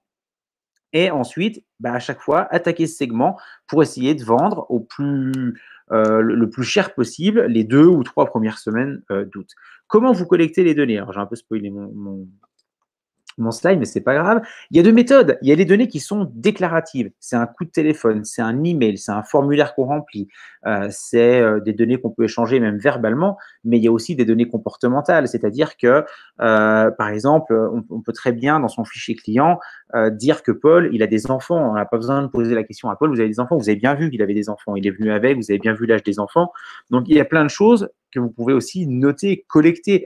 C'est pas, ne prenez pas ça comme une forme de voyeurisme ou d'intrusion, pas du tout. C'est du bon sens. Si vous voulez faire plaisir à Paul, il va falloir aussi considérer son environnement, sa femme, ses enfants, ses habitudes, ses contraintes, ses croyances, ses valeurs, ses aspirations, enfin, toutes ces choses finalement qui garantissent la réussite de son voyage. Donc, il y a des choses, des points sur lesquels il va vous donner peut-être des éléments de lecture. Il va vous dire, attends, par contre, moi, la terrasse, faut qu'elle soit plein sud, faut qu'il y ait un barbecue. Sinon, moi, ça va gâcher mes vacances. Mais il y a d'autres points où vous allez pouvoir anticiper ses besoins et peut-être aussi les noter dans le fichier client pour essayer de composer justement ce gros segment marketing. Donc, on retiendra voilà, des critères. Pardon, excusez-moi, je suis allé trop loin. Des critères comportementaux et des critères qui sont plutôt des données déclaratives. Pierre, il y en a une question qui vient de tomber. Comment obtenir le numéro de téléphone du client de passage d'une seule nuit? Et si Paul a divorcé dans l'année, va-t-il apprécier ce mail? C'est le risque. Non, mais alors là, c'est marrant parce que c'est exactement ça. C'est le risque. C'est-à-dire que vous marchez sur des œufs parce que parfois, effectivement, Paul, il peut divorcer et alors là, ça va être un effet contre-productif. Il y a un risque énorme. Mais je veux dire, le risque, il vaut le coup d'être pris. Et puis, de toute façon, Paul, à un moment donné, il sait très bien parce que vous serez pas le seul, hein, je veux dire, à lui parler de ses enfants, de sa femme, de ses vacances, etc. Mais non, mais bien évidemment. Et puis, on va pas commencer à aller sur Facebook pour savoir ce qui s'est passé dans la vie de Paul pour mettre à jour son fichier client. Il faut bien évidemment pas aller jusque-là. Par contre, s'il répond, c'est l'occasion de mettre à jour le fichier. Donc, ne plus avoir la case cochée, il est marié, mais il est divorcé. Ah oui, non, mais carrément. Carrément, mais de toute façon, moi, j'ai l'intime conviction que prendre du temps pour comprendre, connaître, anticiper les besoins, c'est beaucoup de temps en amont, mais c'est aussi beaucoup de temps de gagner et beaucoup de rentabilité derrière. Un fichier client, c'est ce qui vaut le plus cher pour une entreprise. Et pour répondre, comment récupérer le numéro de téléphone, moi je vois bien, hein, je veux dire, les hôtels, à chaque fois, ils me disent, déjà, je pense que ils me demandent souvent d'appeler avant d'arriver, parce que j'arrive souvent tard, donc quelque part, je leur laisse. Ou tout simplement, peut-être qu'on peut leur demander. C'est vrai que c'est vite intrusif, hein, j'avoue. Si on tend une tablette en disant, tiens, est-ce que vous pouvez nous laisser votre numéro de téléphone? Il faut trouver des solutions pour inviter l'internaute. On travaille avec une société qui s'appelle, on commercialise un produit plutôt. Voilà, on est agent pour cette société. Elle commercialise en fait des cartes à gratter. Donc en fait, nous, on va vendre ça maintenant pour les offices de tourisme. Et à chaque passage d'un client à l'office de tourisme, il y a une carte à gratter et en fait, la personne, elle doit gratter le code. Et pour savoir si elle a gagné, parce qu'il y a toujours pareil, hein, si elle n'a pas du gain, en fait, elle gratte, elle renseigne son code sur un formulaire en ligne. On lui demande de laisser un avis sur l'office de tourisme et puis derrière, elle laisse ses coordonnées. Il y a 40%, vous vous rendez compte, 40% des personnes à qui on donne des cartes qui vont aller laisser leurs coordonnées en ligne et qui vont laisser un avis. Donc, vous voyez que le jeu en vaut la chandelle. Je crois qu'il ne faut pas hésiter ça peut être autour du jeu, ça peut être autour de plein de choses, l'accès peut-être à certains je sais pas, un apéro offert si vous vous inscrivez à notre newsletter. C'est une très grande valeur, ce numéro de téléphone. Et puis c'est vrai que le numéro de téléphone, je crois vraiment que c'est la partie la plus compliquée parce que je sais pas vous, mais moi le SMS, je trouve ça vraiment agressif. C'est-à-dire que quand il y a une société, bah, tiens, les impôts qui m'ont envoyé un SMS parce que j'avais un peu traîné dans mes déclarations. Et mais c'est fait. Mais c'est vrai que voilà, quand il y a une marque de vélo ou je sais pas quoi qui m'envoie un SMS, je dis mais pourquoi ils m'envoient un SMS? J'ai acheté un vélo l'année dernière, etc. Moi, je trouve ça assez agressif. Par contre, ça marche super bien parce que c'est vrai que le SMS, là, tout le monde le voit, tout le monde le lit, mais il y a des taux de désabonnement qui sont assez élevés. Allez, je continue avec la segmentation marketing. Je vous ai mis l'éternelle petite clémentine, mais qui symbolise bien finalement ce qu'est la segmentation. La clémentine, dans la peau, c'est l'ensemble de vos clients, mais en aucun cas, il faut s'adresser à l'ensemble de vos clients. Il faut imaginer finalement que derrière chaque petit quartier, on a des cibles différentes. La cible du mois de mai ne sera pas la cible forcément du mois d'août. Les caractéristiques de la clientèle affaires ne sont pas celles de la clientèle famille, etc. Il faut que vous arriviez justement à dissocier. Et tant pis si on n'a que quelques clients dans certaines catégories, c'est pas gênant. Les informations que vous allez réintégrer dans votre fichier client vont faire qu'à un moment donné, le fichier client va s'enrichir et va se mettre à jour, mais il faut impérativement segmenter. Donc, vous voyez, la segmentation, là, si j'en parle, et si je reviens sur mon exemple de Paul, le segment, c'est donc vacances scolaires d'été. Et moi, j'ai mon objectif marketing, c'est quoi? C'est louer toutes les semaines des vacances scolaires avec un top tarif. Parce que c'est là que ma rentabilité est la meilleure, c'est là que la demande est la plus forte. Ça veut dire qu'il faut que je vise un tarif le plus haut possible, que je trouve des personnes qui sont prêtes à payer ce prix-là, avec un taux de remplissage de quasiment 100%. Voilà, ça c'est mon objectif. Et ben maintenant j'ai mon fichier client et je vais faire en sorte que ces personnes-là qui sont dans mon fichier client, et ben elles réservent toutes 1, 2 ou peut-être même 3 semaines. Et donc mes objectifs marketing, je vise une forte rentabilité, je loue la totalité des semaines, je séduis la clientèle pour la fidéliser et j'essaye en plus d'en faire des ambassadeurs. Pourquoi pas demander à Paul ou de dire à Paul voilà, de nous conseiller auprès de ses amis, de sa famille. C'est encore ce qui fonctionne aussi le mieux. Donc, la valeur ajoutée de la qualification et de la segmentation, c'est la sollicitation marketing. Elle se fait à partir d'intérêts manifestes. Normalement, vos clients ne recevront plus d'informations pour lesquelles ils ne sont pas intéressés. Les statistiques de conversion sont bien meilleures parce que si vous invitez un pêcheur à venir pêcher au mois de mai, vous aurez bien plus en pourcentage, j'entends, mais de réservation de vente que si vous vous adressez à l'ensemble de votre fichier client. Le risque de spam se limite. Pourquoi? Parce qu'aujourd'hui, si vous envoyez des emails en masse à des personnes qui ne les ouvrent pas, à un moment donné, les messageries vont vous bloquer parce que vous allez être assimilé à des spammers. Je suis sûr que ça vous est déjà arrivé. L'image de marque ne se dégrade pas. Je crois qu'on en a marre. On en a marre de la sursollicitation. Je crois qu'un mail qui tombe de temps en temps au bon moment, ça ne nous dérange pas. Par contre, des emails 3 fois par semaine alors qu'on ne les ouvre pas, on a du mal à comprendre. Réduction des coûts de campagne et d'acquisition publicitaire, c'est l'objectif aussi. La gestion de son fichier client peut être entièrement gratuite, y compris avec des outils. Par contre, voilà, le travail, le coût, finalement, c'est les moyens, c'est le travail. Il va falloir passer du temps, l'analyse, essayer de croiser les données pour mieux comprendre comment toucher justement nos clientèles. Je termine, je suis un peu à la bourre, oui, carrément même, je crois, comme d'hab, décidément. 3 outils pour gérer son fichier client. Alors, j'avais une petite question. Quelles sont les raisons qui vous freinent le plus dans l'utilisation d'outils pour gérer votre fichier client? Est-ce que vous êtes perdu et que vous ne savez pas par où commencer? Est-ce que c'est plutôt le manque de temps? Voilà, c'est pas que vous voulez pas faire, mais c'est que vous trouvez pas le temps de le faire. Est-ce que c'est le coût des logiciels qui vous fait peur? Est-ce que c'est la méconnaissance des outils ou la difficulté d'utilisation et de l'apprentissage? Alors, on aurait presque pu tout cocher.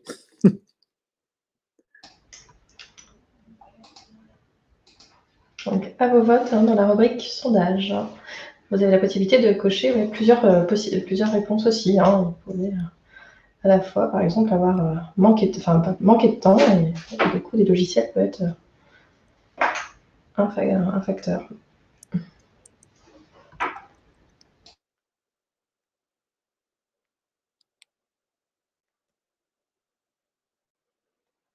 Alors, pour l'instant, c'est la méconnaissance des outils. Ah, je pensais que la difficulté d'utilisation, ça serait plus important.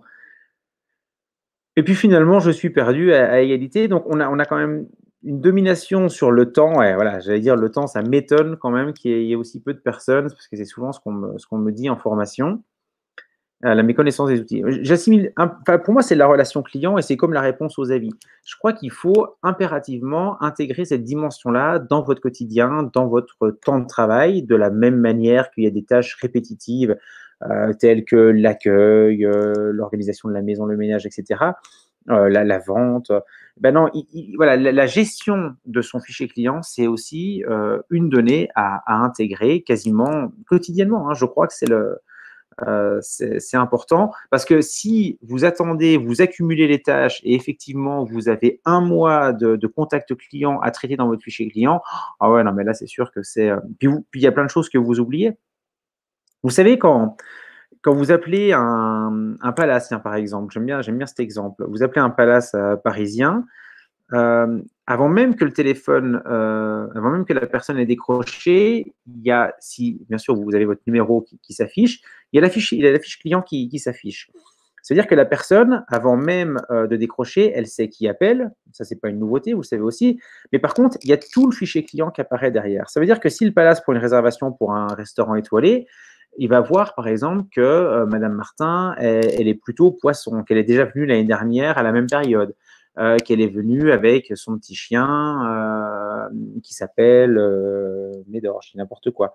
Et vous voyez, c'est super intéressant parce que la personne qui est au téléphone, elle va transmettre justement cette connaissance. Elle va même des fois en jouer en disant « Ah, mais je me souviens, vous êtes venu l'année dernière, je me souviens bien, vous aviez pris ça, etc. » Alors, c'est du blabla, hein, c'est le fichier client qui lui remonte ces informations. Mais par contre, lui, en temps réel, il va mettre à jour les informations. Il y a eu une demande de réservation, la personne voulait venir avec son cousin, c'était pour un anniversaire, etc. Et vous voyez, quand la personne va se rendre après au restaurant, et ben, tout le repas, au moment le maître d'hôtel va faire un briefing à l'équipe en posant le contexte et les informations collectées auprès de chaque client. Et tout le repas va s'articuler aussi autour des informations qui sont prises. Donc, vous voyez que même dans les grands palaces, la saisie, en fait, elle se fait quasiment en temps réel. Et après le service, le maître d'hôtel va aussi se charger d'aller encore renseigner des éléments pour la qualification client. Alors, attention, c'est pas du genre il a mangé salement ou ce genre de choses parce que ça serait un peu limite, mais c'est surtout en fait des critères qui permettent aussi de faire progresser. Par exemple, des points perfectibles. Voilà, j'aurais peut-être dû changer ça, ou il y a eu tel problème avec ce client.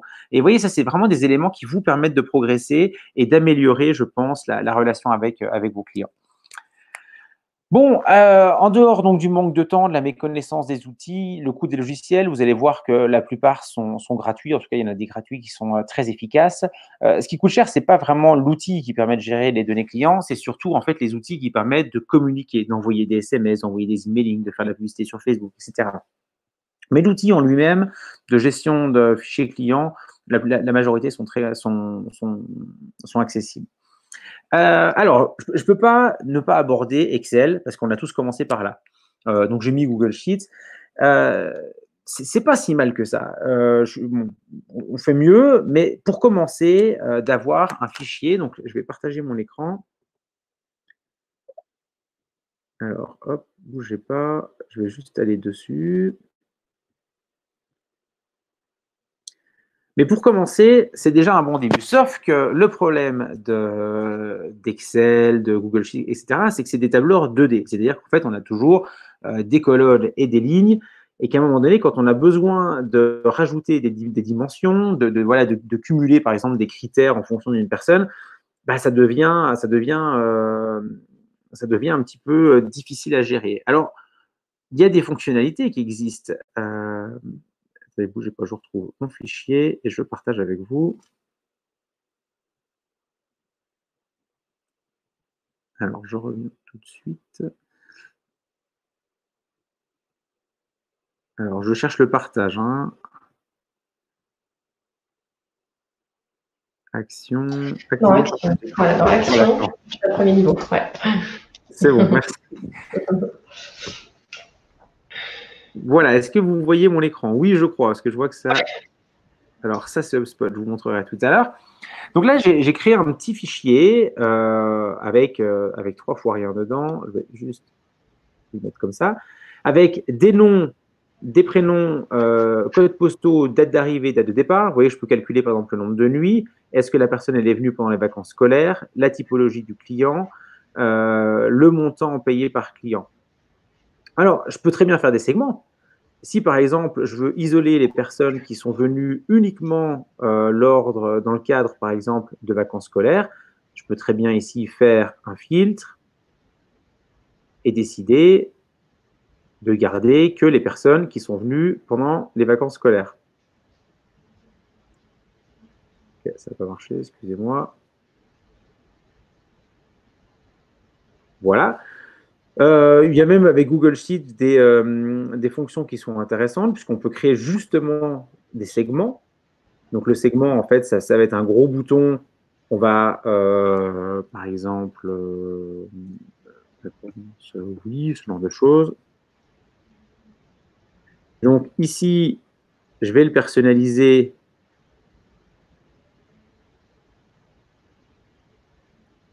Alors, je vais essayer de le personnaliser. Pourquoi je n'ai pas ma colonne? Bon, de toute façon, il faut que j'avance. Je vois que c'est 15h18. Bref, votre segment, voilà, il peut apparaître ici. Et ici, bah voilà, je crois que ça a marché. Voilà, donc titre. Non, c'est un autre que j'avais fait, famille. Et en fait, je peux, à travers quelques clics, isoler, par exemple, toutes les personnes qui sont de la catégorie famille. Je peux aussi faire ce qu'on appelle des tableaux croisés dynamiques, c'est-à-dire que je peux, par exemple, isoler le chiffre d'affaires en fonction des clients, etc. Alors, j'imagine que certaines personnes se disent ouais, mais attends, mais moi, j'y connais rien dans tout ça, c'est compliqué. Donc, c'est aussi pour vous dire que Excel, qui paraît être la solution de facilité, on peut faire des choses, on peut faire des segments, on peut faire des tableaux croisés dynamiques, on peut isoler des populations en fonction de données qu'on a collectées, il n'y a pas de souci. Mais ça demande quand même déjà une bonne maîtrise, c'est-à-dire qu'il faut quand même maîtriser au moins les tableaux croisés dynamiques, parce que sinon, vous allez perdre un temps infini, quoi. Si à chaque fois, vous devez trier vos colonnes, mais du moment où vous avez plusieurs informations, vous avez besoin parfois de regrouper les informations, il va falloir être quand même un petit peu affûté. Donc, c'est pas un mauvais outil, mais c'est quand même pas génial. L'autre inconvénient, c'est que il va falloir tout gérer manuellement. Les personnes qui vont s'inscrire, il va falloir les saisir manuellement avec le nom, le prénom, la date d'arrivée, etc. C'est pas très pratique. Ou alors parfois on pourra faire des exports sur Excel, mais il faudra peut-être, si les critères n'existent pas, il faudra les recréer dans Excel. Ça peut être un peu plus compliqué. Alors le deuxième outil que je voulais vous présenter, c'est HubSpot. HubSpot, c'est un outil consacré au marketing avec une brique CRM, GRC si vous préférez en français, gestion relation client. Et cette brique, elle est gratuite. Vous pouvez avoir jusqu'à 1 million de contacts. Je vais vous montrer rapidement à quoi ça ressemble. Donc, c'est un outil, c'est un des leaders mondiaux. Il y en existe quelques autres. J'ai aucune action chez HubSpot et de toute façon, même si j'en avais, je ne gagnerais rien dans le sens où c'est gratuit. Je vous montre un exemple de fichier client qui a été saisi ici, avec les noms, les emails, les numéros de téléphone. Vous allez me dire, ouais, bah, jusqu'à là, rien de neuf sous le soleil. Bah si, quand même, parce que en fait, pour chaque contact, si je prends par exemple Anaël, pour chaque contact, j'ai la possibilité de créer des champs spécifiques et donc de renseigner de l'information froide ou chaude. Si par exemple, là, ici, j'ai Anaël, j'ai donc son nom de famille. Ici, je sais qu'Anaël, elle est plutôt livrée à Poligny. Le jour de livraison, c'est plutôt le mercredi. Tout ça, c'est des champs que j'ai créés en fait directement dans mon fichier client. Ici, je vais pouvoir retrouver l'activité. C'est-à-dire qu'à chaque fois que je suis en contact avec Anaël, je peux consigner. Ça peut être par exemple une période de vacances. Ici, dans mes notes, je vais pouvoir par exemple dire que j'ai rencontré un problème avec Anaël. Il y a eu un problème au niveau, je ne sais pas, là je parle de livraison, donc la livraison d'un produit, etc.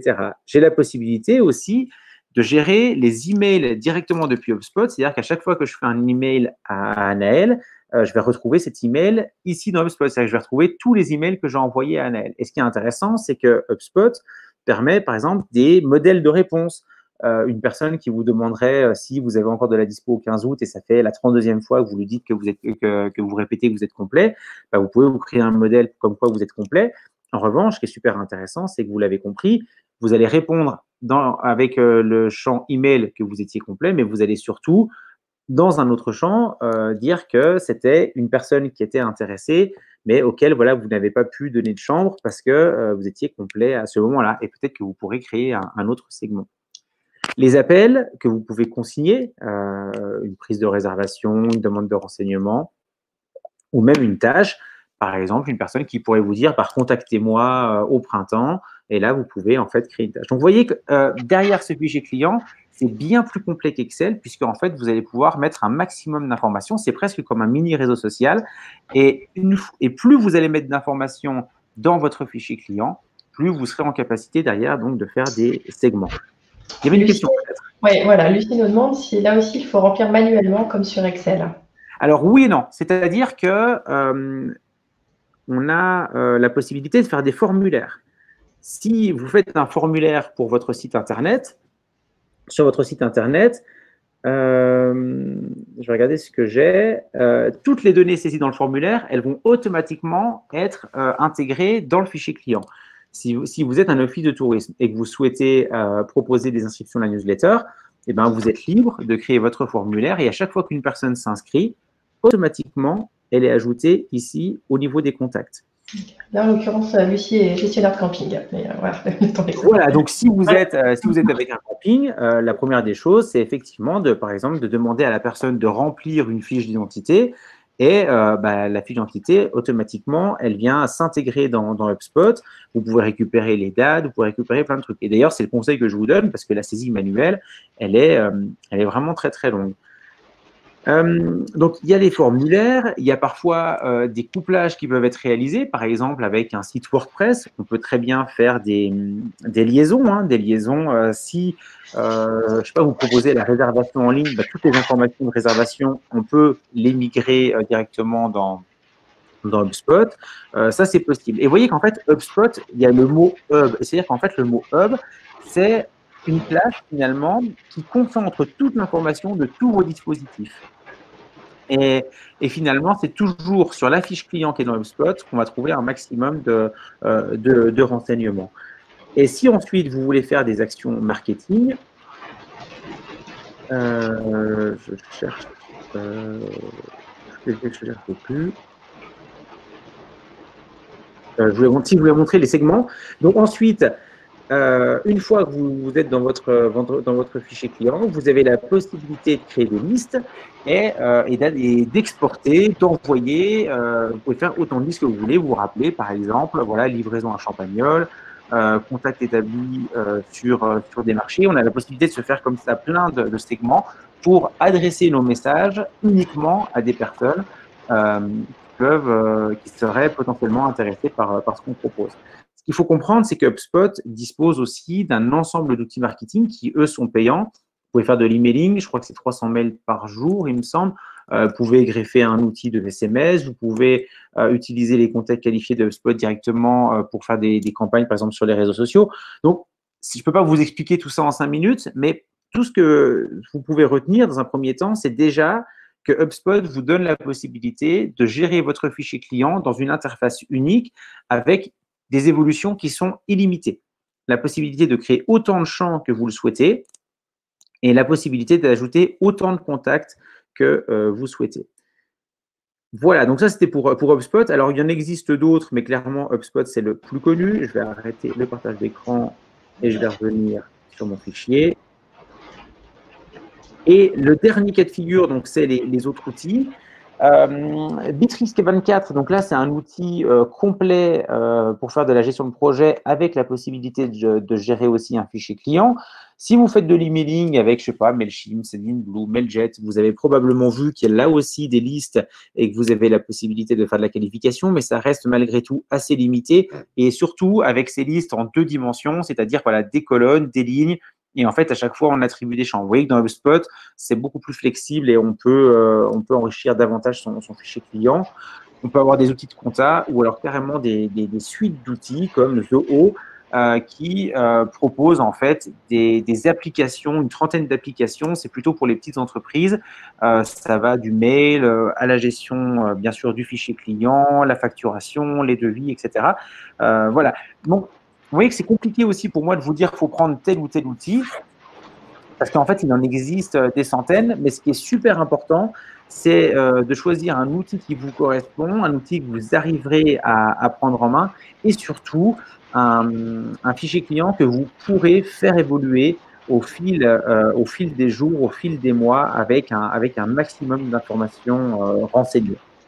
Voilà. Oui. Pardon, Pierre.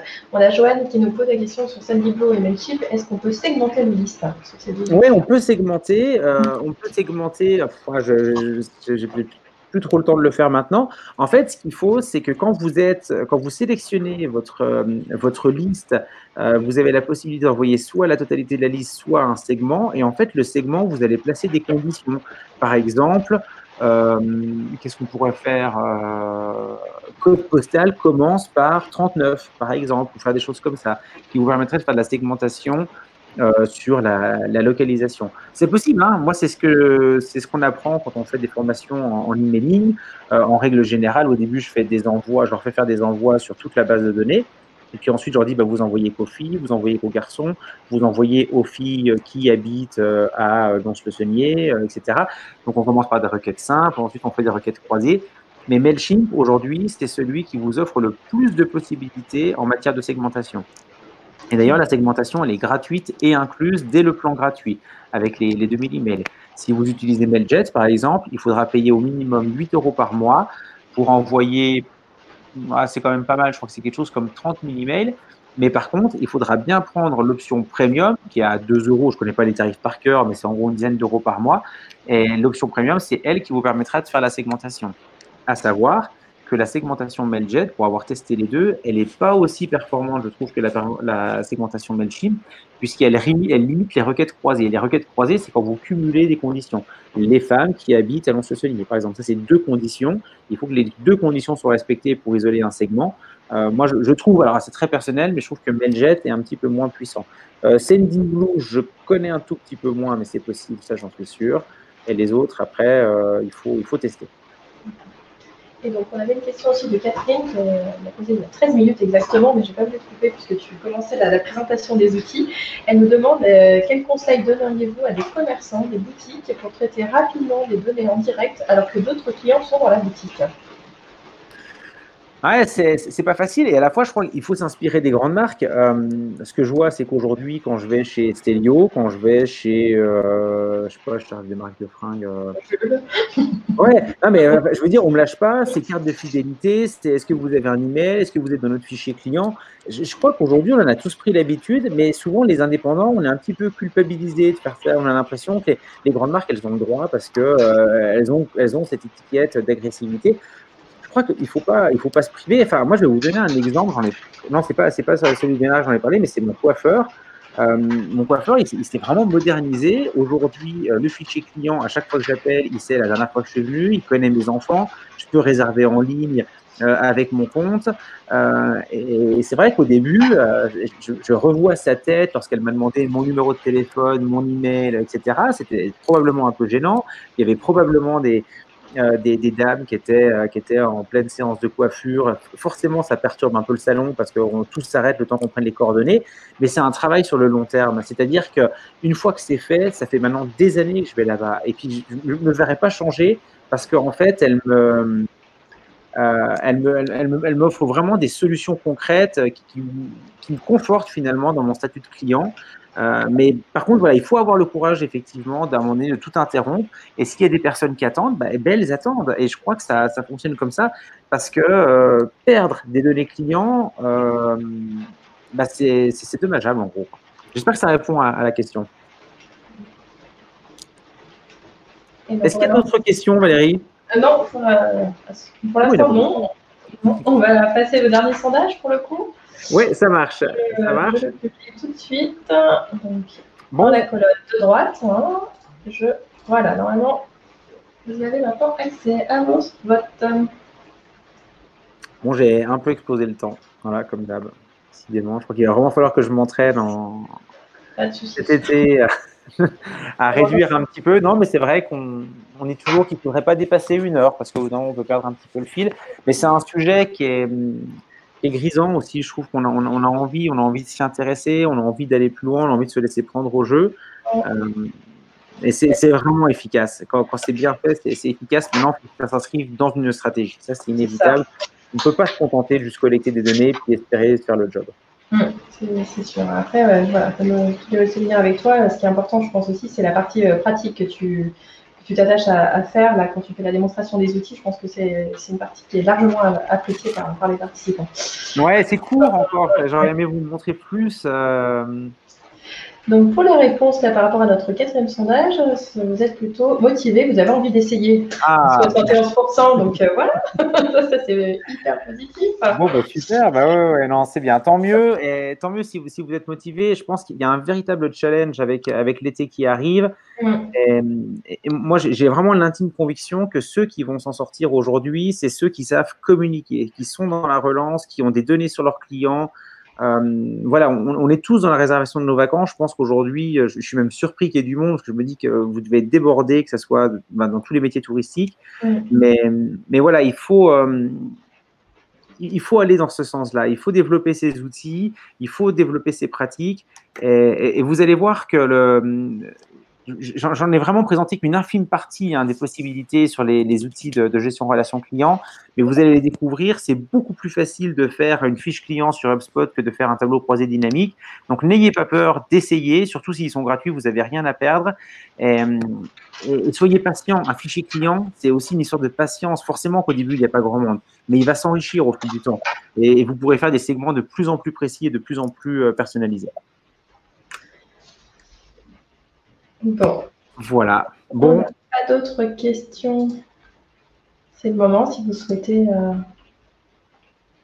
laisser une petite minute dans le chat. On commence à nous dire au revoir. Bon, très bien. C'est très bien.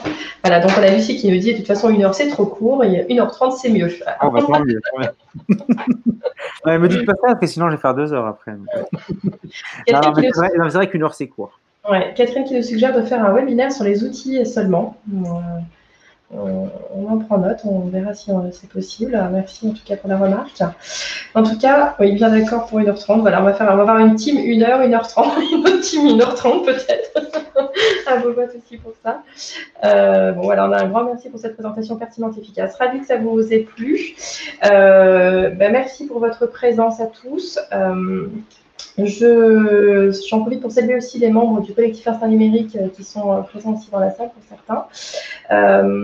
Et puis, je vous souhaite de nombreux contacts, hein, c'est ça l'important, et d'entretenir de bons liens, de faire de jolies rencontres cet été. Voilà, on sait que le contact, c'est pas facile du tout, mais on est avec vous, on essaie de vous donner des clés. Comme vous l'avez compris, ce sujet, il est hyper stratégique. Et puis, il y a des possibilités pour vraiment tirer profit, notamment par exemple à travers le jeu. Hein. Je retiens moi bien de mon côté l'exemple de Pierre avec la carte à gratter qui est utilisée dans les offices de tourisme. Je pense qu'il y a plein de choses à réinventer de ce point de vue-là. Voilà, s'il y a bien quelque chose à retenir, c'est que la GRC, c'est l'avenir, c'est la donnée de demain, enfin d'aujourd'hui déjà, mais encore plus de demain. Et cette donnée client, elle est importante pour tous. Donc voilà, donc je vous souhaite beaucoup de courage pour la suite, le meilleur, et puis au plaisir de vous retrouver à la rentrée. Le web séminaire, voilà, c'était le dernier avant l'été. Et puis vous savez où trouver les informations sur nos sites web respectifs, 1-pro.com pour le département de l'Ain pour un tourisme, et puis pour Isère Attractivité, donc tous sur le web.com. Voilà, n'hésitez pas à nous contacter, notre réseau ou nous, vos contacts départementaux. Et puis, je vous dis à très bientôt. Et encore un grand merci à Pierre et puis aussi merci à vous. Angèle. Voilà, merci. Et puis je vous souhaite à tous un très bon été, surtout une belle reprise et plein de clients. Voilà, merci à tous et encore une fois un très bel été. Merci. À bientôt. Au revoir.